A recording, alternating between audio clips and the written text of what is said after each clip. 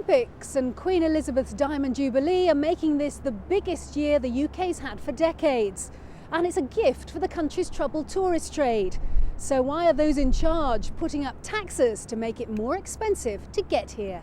We're seeing evidence of people looking to travel elsewhere because it's cheaper to travel elsewhere.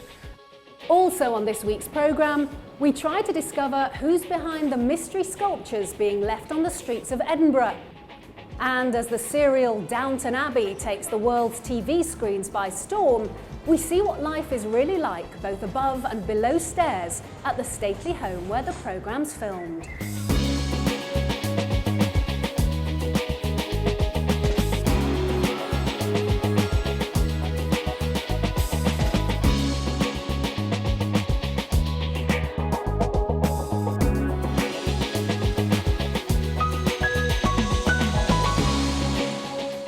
Hello and welcome to this special edition of Fast Track from the UK with me, Fiona Foster.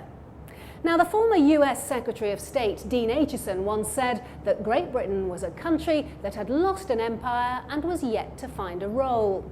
That was back in the 1960s, and since then some would say that the country has reinvented itself. Visit many of its towns and cities today and you'll still find that rich history and the stunning scenery, but it's mixed with a diversity and a vibrancy that's unique. It's a place where the Queen still wears a crown when she opens Parliament and where people still on the whole are happy to queue and talk endlessly about the weather. But it's also a country where curry has replaced fish and chips as the nation's favourite takeaway, where you'll hear over 300 languages on the streets of the capital, London, and where you'll find a music and arts scene that's the envy of the world. So, a marketing man's dream, you might think, if you're in the business of selling holidays, or if you're in power and very keen for those lovely tourist dollars entering the country to help balance our precarious books.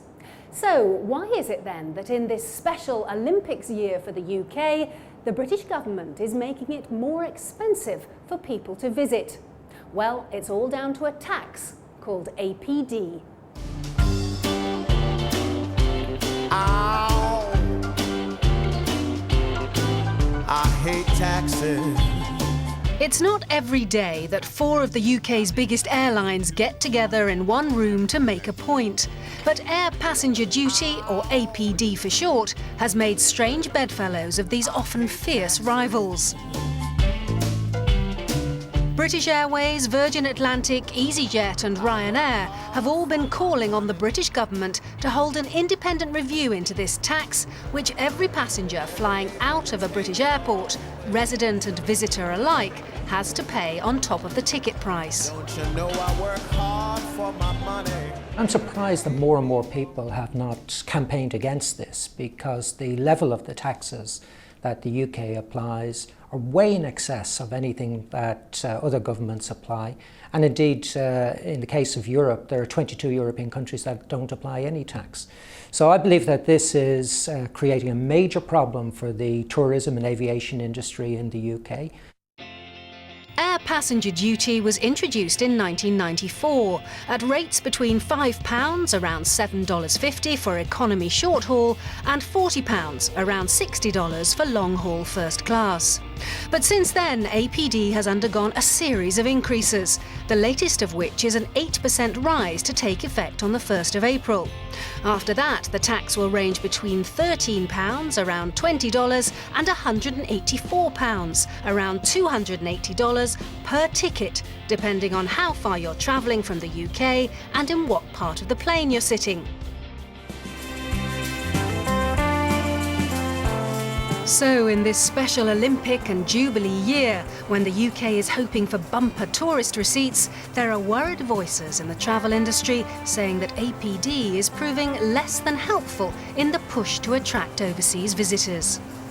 With APD, a family of 4 from the Far East is going to be spending in the region of £400 on visas and over £600 on fees if they're travelling in anything other than an economy.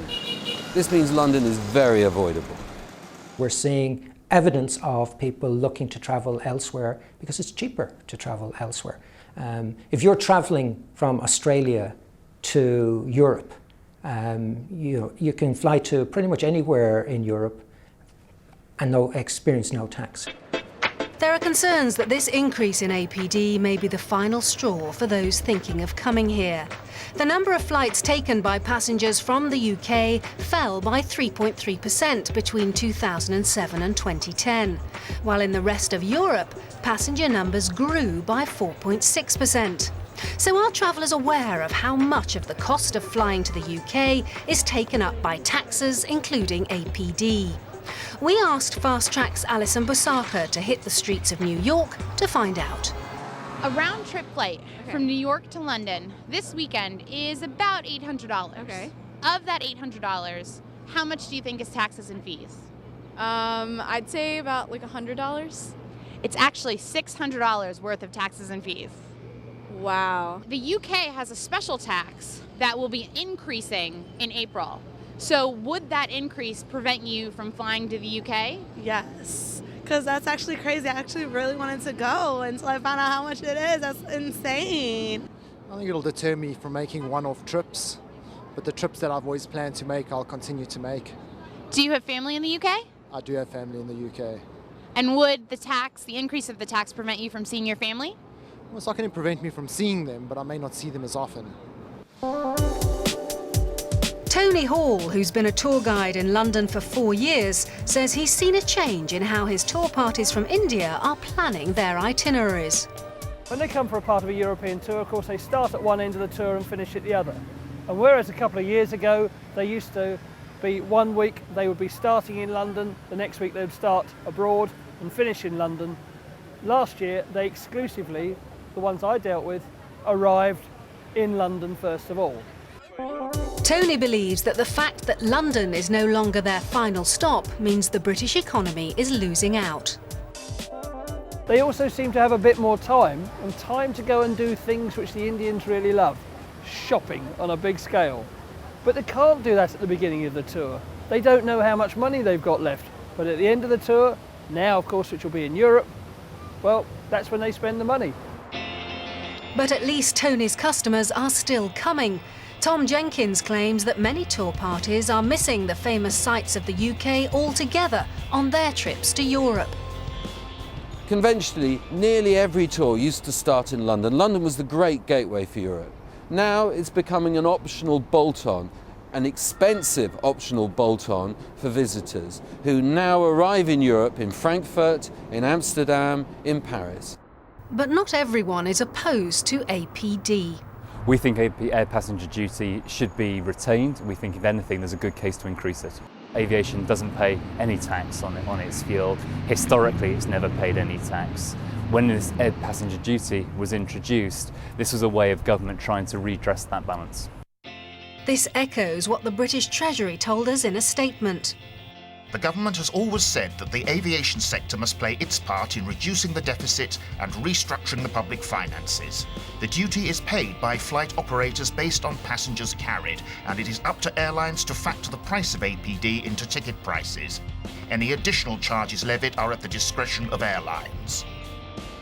But those like Willie Walsh say that using APD as a revenue-raising exercise simply doesn't add up, citing the example of the short-lived tax introduced in the Netherlands in 2008.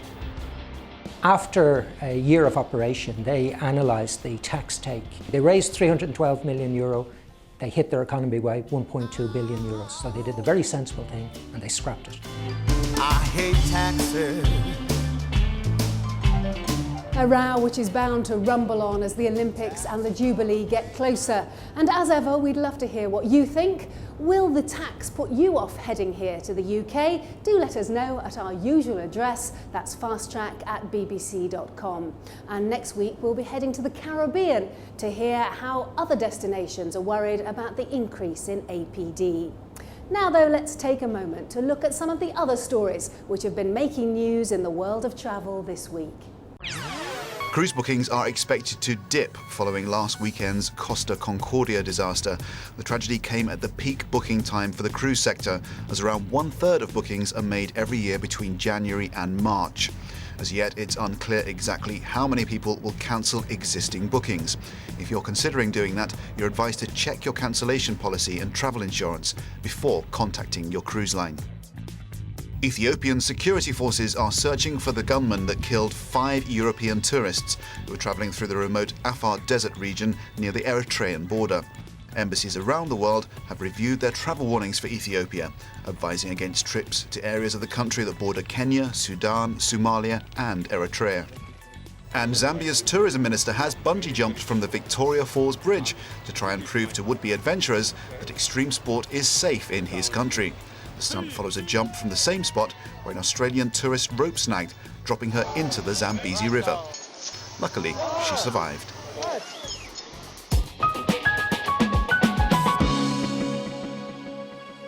Well, time now for a quick break, but we'll be back in a moment with more from here in the UK, including the hunt to find out the identity of whoever is leaving these mini paper sculptures across the Scottish capital, Edinburgh.